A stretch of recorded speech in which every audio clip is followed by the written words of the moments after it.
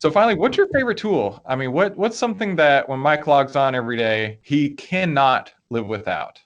Yes, and it's something that everybody is born with, and well, we need to exercise a great deal more. It's called.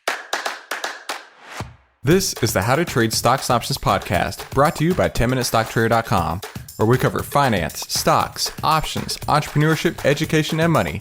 And here's your host, voted one of the top 100 people in finance, Christopher Uhl. Today's episode is produced in partnership with FinClub.ai. Trade with confidence and leverage the power of artificial intelligence in your trading starting today. Go to FinClub.ai to get 2 free weeks of AI stock picks and save 15% when you use the code SAVE15. That's at FinClub.ai. Hey, make sure you subscribe and hit the bell so you'll be notified every time we give you more tools, tips, and tricks to help you trade faster and trade smarter every single week. Hey there, traders. Welcome back to another How to Trade Stocks and Options podcast. Today, I have a special guest on the line, Mike Lamothe. Now, you might know him from basically all over the internet. This guy, he's all over StockTwits and Twitter and Instagram and everything else. And in fact, we're going to be talking about social media on this episode and some of the headaches that he's definitely found himself in. Mike, thank you so much for coming on the line today. This is pretty exciting to have you back on. Yeah, man, my pleasure. Thanks so much for having me. Sure thing. So Mike and I, we've talked a few times now, and he's built up a really good sized following just across all the platforms out there. I definitely want to go find him when you start looking at everywhere. Go to StockTwits. And Mike, what's your username there? On StockTwits, it's Michael G. Lamothe. Really, on all of them, it's Michael G. Lamothe. Well, there you go. Yeah. And that's what I was going to say is, whenever you're going to go look for him, look for that handle. But that's where we're going to get into some interesting stuff that he's had to deal with recently. So Mike reached out to me and he's like, hey, man, I just lost my Instagram account. Here's my new one. And I was like, what are you talking about? And so Instagram banned him from their platform and then unbanned him and then rebanned him. And then now currently he is unbanned. So who knows where he'll be by the time you go and look for his social media profile. But Mike, tell us what's going on out there. Yeah, so apparently, well, when you get popular enough on Instagram, you start to get a lot of fake accounts impersonating you. And that's exactly what happened to me. About 3 months ago, I must have received about 100 DMs from my followers saying, is this account you? Is this account you? Because it's copied all of your content. It even links to your website. It's got the same avatar. But they're responding to me and saying, hey, can you send me Bitcoin, or can I can manage your money for you and triple it? Like, that doesn't really sound like something you'd say. And I'm like, no, that's definitely not me.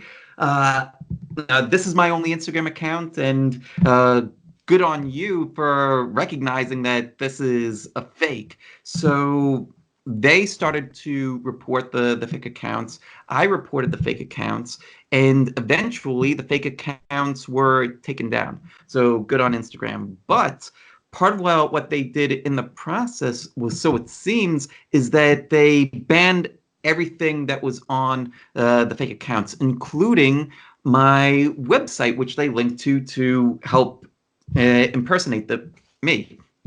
And I noticed that my website became blacklisted on Instagram and Facebook. So it's like, oh, no, that's kind of bizarre. Then a month later, just out of the blue, my account disappears, and it's like, what the heck is going on? And so that's when I created the new account, reached out to a bunch of people, yourself included, and it was actually Jason Greystone, who's amazing for a variety of reasons, including this one. He told me that this actually happened to him not too long ago, and he gave me the steps that he took to get himself unbanned. I followed those steps, and within a couple of days, the account was reinstated, and I got a letter from Instagram apologizing, saying that they unbanned me by mistake. They apologize for any inconvenience, and here's your account back. Amazing.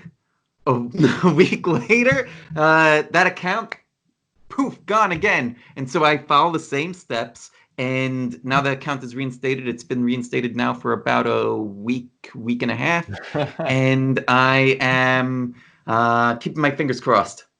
Man, what a hassle. I couldn't imagine having to deal with that. But I appreciated the humble brag at the beginning. When you get popular enough, people start copying you. I obviously haven't reached that level of success yet, Mike. So thanks for keeping me in check there. Appreciate it.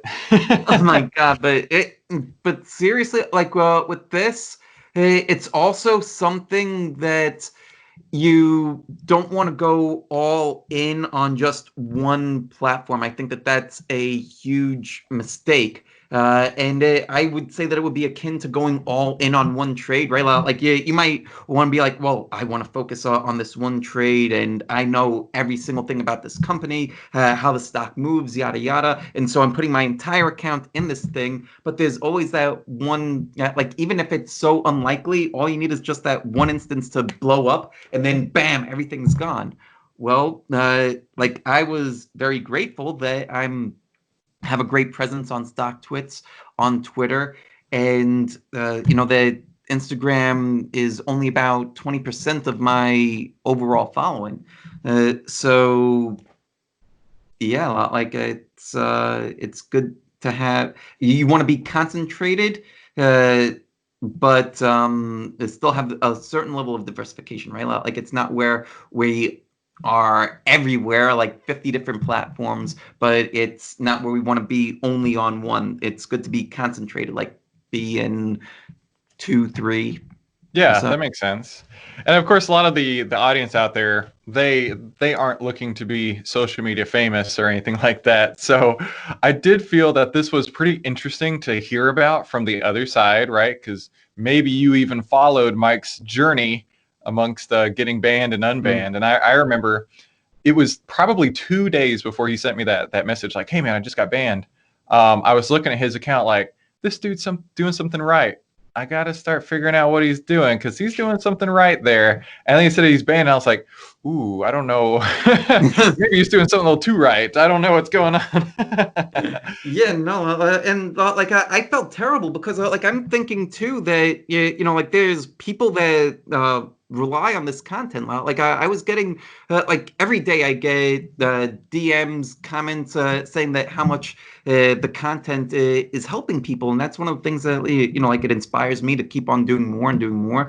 Going live on Instagram, like that's one of the features that I actually enjoy the most on Instagram: the ability to go live and talk to people. I feel like they do that the best of all the platforms out there, and it keeps getting better.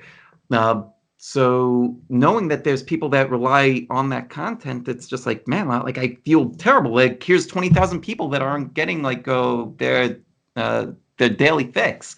So part of what I'm trying to do now too is like make more of an effort to tell people that, hey, I'm not only on Instagram, like I'm on these other platforms too. So you're enjoying the stuff, like follow me everywhere, so that we go and make sure that we always keep in contact, and I could help you guys out even more.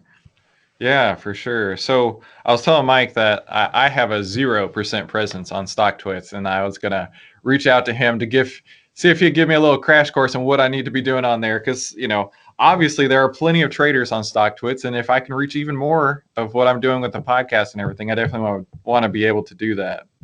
Yep. So I had a list of questions that I wanted to ask Mike, and I sent them over ahead of time, and so we're going to go through those real quick. He actually inspired me the last time that we spoke. Mike was like, "Hey man, why don't you come on my channel and give me some of the best takeaways you've had with all these people you've interviewed?" And I was like, "That's a great idea, but I kind of haven't had anything structured in that way to ask these people a certain amount of questions so I could pull from those questions and retell them." One of the things I pride myself on is the chattiness of the podcast, the casualness of the podcast, because I really don't ever do any sort of hard-hitting CNBC-esque, right, fast money, here's your 5 questions in 5 minutes kind of deal. So I like it that way. I just like hanging out and talking to people. But the idea of having some structure was a pretty good idea. So I appreciate that, Mike. So the first Yeah, question man. I sent over to Mike was, what's your one thing you wish you knew before you started trading? Yeah, well, one thing that I wish that I knew was how much mindset is a factor, and it's not. It's our beliefs, not just about trading, but about money. I'm somebody that grew up poor. For anybody that has no idea who I am, part of what inspired me on this journey was growing up in poverty. Like my parents divorced when I was 5. At 6, I was homeless, and then like fast forward to my teenage years, I find out about the market, and like that inspires me. And I floundered for the first 10 years of trying to do this. I've been trading now for 21 years, but the first 10 were a nightmare. And a big part of the reason was because I had no idea about underlying limiting beliefs and how they can manifest themselves in our trading. So what often happens to people, especially if you have limiting beliefs around money, things like, money's tight, money doesn't grow on trees, like any of the cliche things that you tend to hear. But any beliefs around money that are not one of abundance, it's if you're in a trade and you start to see the trade working and you see your P&L going up and you have a belief that, oh, well, money's scarce, you're going to be more likely to take that trade off because money's scarce. And you might not consciously understand why, and you may continuously make the same kind of errors. And it's because of this deep-rooted belief that is in your subconscious. You're not aware of it, and you just keep on making the same kind of mistakes over and over and over again. And so once I was able to gain an awareness of those beliefs and do the work to take the energy out of those beliefs, that's when I started to see a lot more progress in my trading. And it's something that I've helped a lot of other traders out with as well. And they all had similar results. That's really deep. I like that. And I know that that's definitely something for me that I've worked on a lot. I've watched a lot of like the trading psychology videos, like Mark Douglas, one of the market wizards. He has, I think it's Mark Douglas's Trading in the Zone. Yeah, Trading in the Zone, his book. And you can find the audiobook on YouTube. Not that it's probably legal to be on YouTube. Somebody obviously ripped it off and put it on there, but that's definitely how I consumed it. And then he also has a 4-part series on YouTube, which similar situation. Somebody bought the DVDs and put it on YouTube's. But definitely go check those out. And that was pretty instrumental to me as well, listening to the audiobook and taking those little courses there. And then there was something in Mark Minervini, which you and I both had the chance to speak to, which, that's an honor in itself, being able to speak to him. But in his latest book called Mindset Secrets for Winning, which I'll put in the link below, make a note, Mindset Secrets for Winning link. Okay. I'm going to link that below and go get your copy of it there. But one of the things that he talks about in there, and it really struck a chord to me when I read it, was, if you're looking at your P&L and you may have all of them green for the day, you say, yeah, that's just like me. That's just like me to have all those winning things in a row, right? And not just in P&L, but thinking about that in life. Oh, it's just like me to be successful. Whereas on the other end, you hear so many people all the time say, oh, it's just my luck that I got a flat tire today. Oh, it's just my luck that, this thing didn't work out. But what if you flip it? What if you turn it the other way and say, hey, that is just my luck where all my stuff's winning. That's just my luck where I could meet somebody like Mike and have him on the podcast. And I'm so blessed to do that. So that's definitely something I'd recommend, just that one takeaway right there. And obviously there's plenty of takeaways in that book, but the one that I really struck a chord with was, it's just my luck that everything's working out the way it should. So that mindset thing, man, that's a big hurdle. And honestly, I had heard that before, that, if your mind's not right, you're going to be subconsciously making the errors to put you back in the place where you're trying to get out of. So yeah, what's your number one top tip to help new traders? They need to focus on high performance habits. So habits. Let's say that you are somebody that um, is new to this whole concept of mindset and beliefs. What you would want to do then is like you could start to change. Like when you change your habits, you can change your life. So now, well, part of what I would recommend then is to list out, take some paper, take a pen, and start writing out like, oh, all of your beliefs about trading, and then on a separate page, write out your beliefs about money. Like you literally have hundreds of beliefs around both of these topics, right? Like, so if you've read books and you've adopted somebody else's trading system, then you have those beliefs. Similarly with money, you have all these beliefs around money, but unlike trading beliefs, most trading beliefs are beliefs that you opt into. Right, like you take a course, you watch a video, you read a book, and oh, that sounds pretty good, and you opt into them. But the money beliefs, yeah, like they come from our childhood, and we're just sponges as children, and become a product of that. So step one would be like becoming consciously aware of what these beliefs are. Then we would want to start questioning each of these beliefs. So where did the belief come from? Is this helping me achieve my goals or not? Like, is it bringing me closer to or further away from them? If this belief is not helping me achieve what I'm trying to achieve, can I let it go? And sometimes it'll be real easy to let a belief go, right? Like, we don't believe it. Like most adults don't believe it in Santa Claus anymore, right? Maybe as a kid that was painful to let go, but now it's somebody says that Santa Claus is at the door, like, oh, what are you talking about? Get out of here. But it would be going through your beliefs, seeing like, well, what's useful to you, what's not, and then if you have difficulty letting go of a belief, you would want to try to understand, well, why are you having trouble letting go of this belief? Maybe it comes from a parent, right? Like if one of your beliefs says that honor your mother and father, and to you that means whatever they taught me, like I'm going to hold on to, because doing otherwise would be dishonorable to my parents. But one of the things that my parents told me was that people that are wealthy acquired their wealth through lying, cheating, and stealing. Well, would you want to acquire wealth then? Like that, there's a part of you that does. Otherwise, you probably wouldn't be involved in trading. But there's also that underlying belief that says, well, you've got to lie, cheat, and steal to acquire money, and I don't want to dishonor my parents, so you would need to reconcile that. That's where this beliefs exercise comes in, because all that kind of stuff is just swimming around in your subconscious. Bring it to the conscious, and then you could start to remove some of the proverbial weeds from your mind, and then start planting in better, stronger beliefs that can help us reach our goals. Yeah. So what's your prediction going forward, right? As far as like the markets and trades and things like that.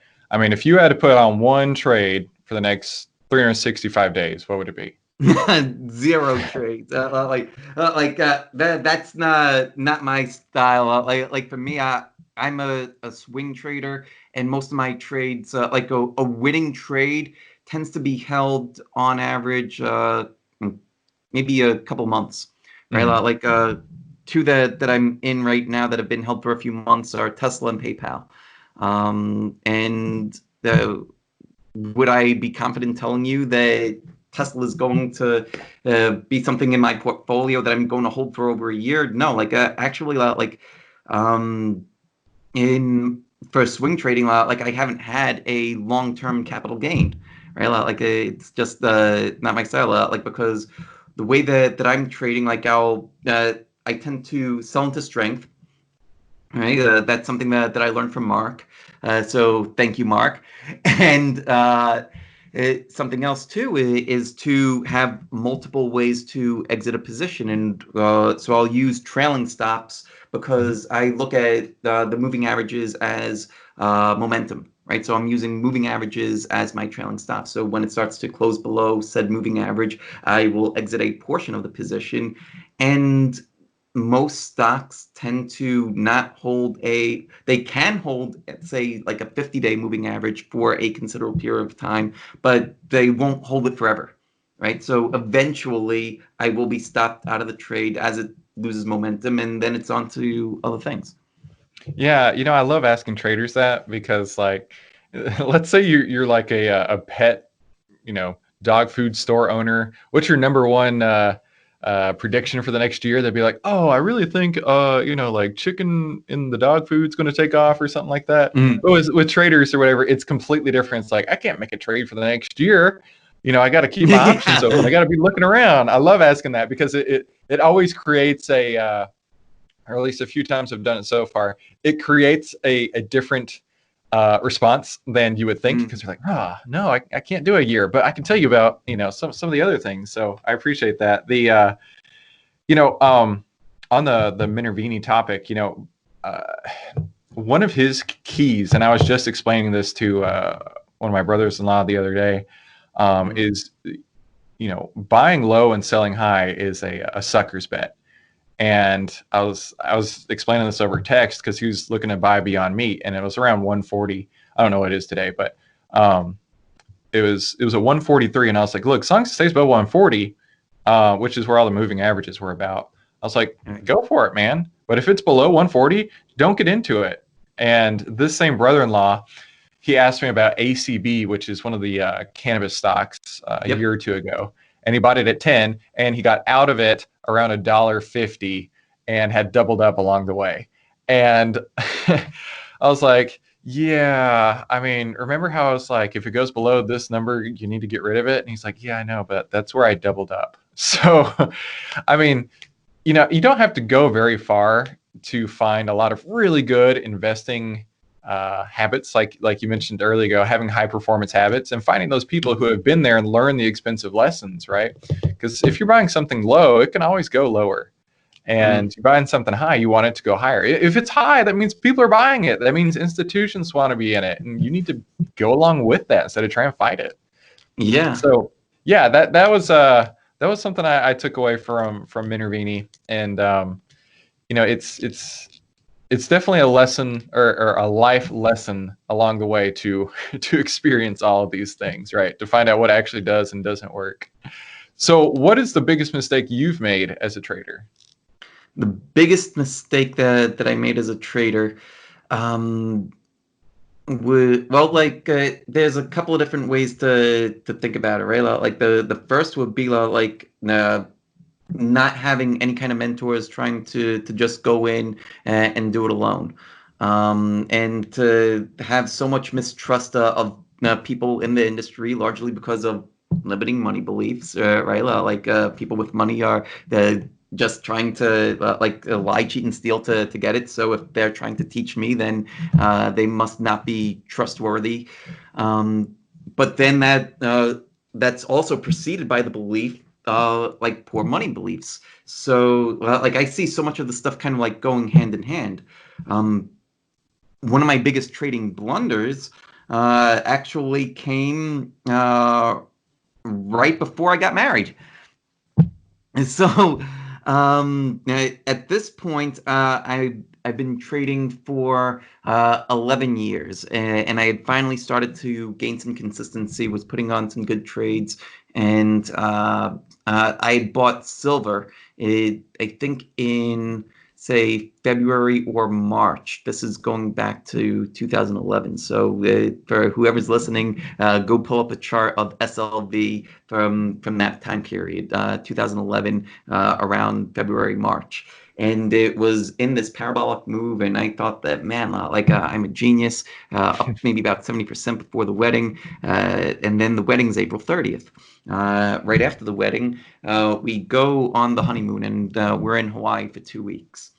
I forgot to place a stop loss.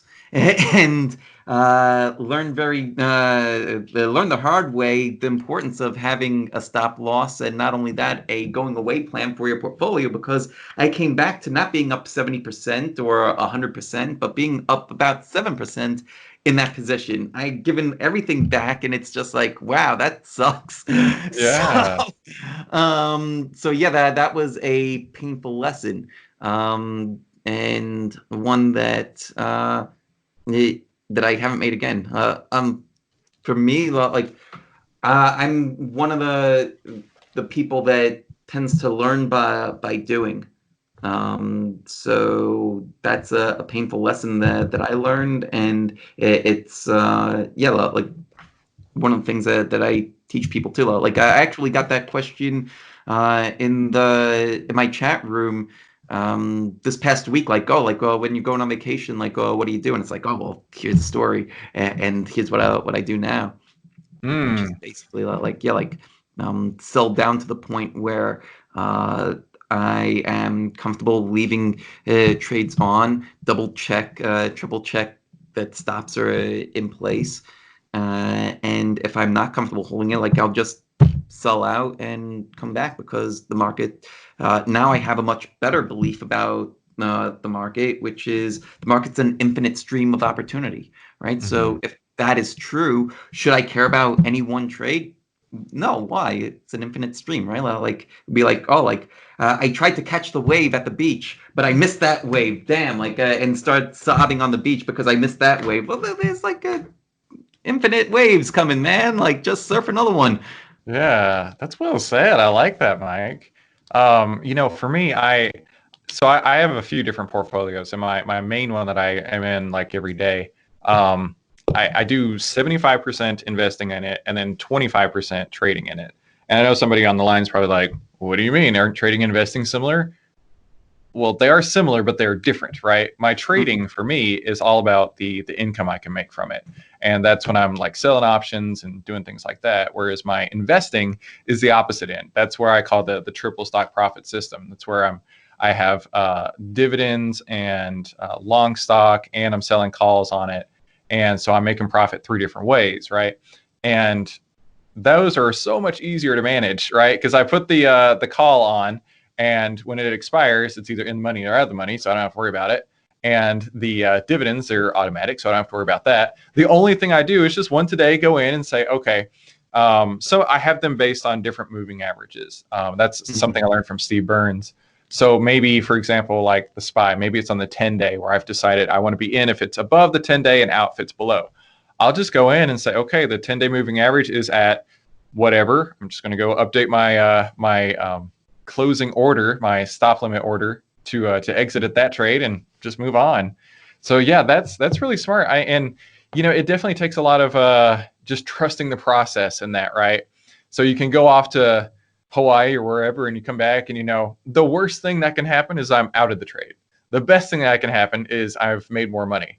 So it's definitely a lot of mindset, and we keep coming back to that. And I think that's definitely a very, very important part of trading that you only learn over time. Nobody can say, Mike, you need a better mindset. All right. And you're just like, oh yeah, you're right. I think it really takes the experience of going through all these things and learning it for yourself, that there is an infinite stream of potential trades out there. There's nothing holding you back from putting a trade on tomorrow that you couldn't do today, or vice versa. So yeah, that's really smart. Like so many people are like, oh man, like I missed that trade, but it's just like, yeah, well, like that's the one, yeah, you missed that trade, but that's the one trade that you were aware that you missed. You also missed the like 10,000 other trades too, right? Like you're not crying over those, well said. Right? So like it just. Or when people are like, oh, if I had made this trade, I would have made X number of dollars, and they're so depressed or whatever.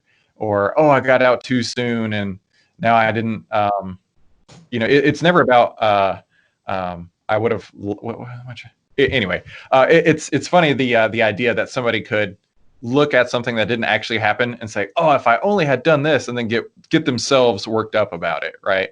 Like, Yeah. there's no other creatures on the planet besides humans who can have a thought and then immediately like change how they feel because they're like, oh man, I wish I had done this. Now I'm gonna be bummed out about it.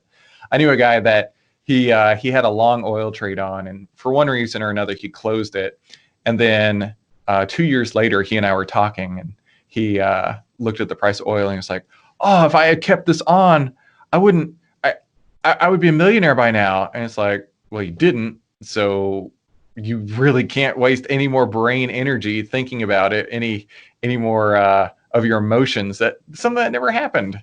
So yeah, that's just something I've come across is never look back and regret, because you know what? It wasn't meant to be. It didn't work out that way. And there's always going to be another opportunity to circle that back around there. So finally, what's your favorite tool? I mean, what's something that when Mike logs on every day, he cannot live without? Yes, and it's something that everybody is born with, and we need to exercise a great deal more. It's called focus.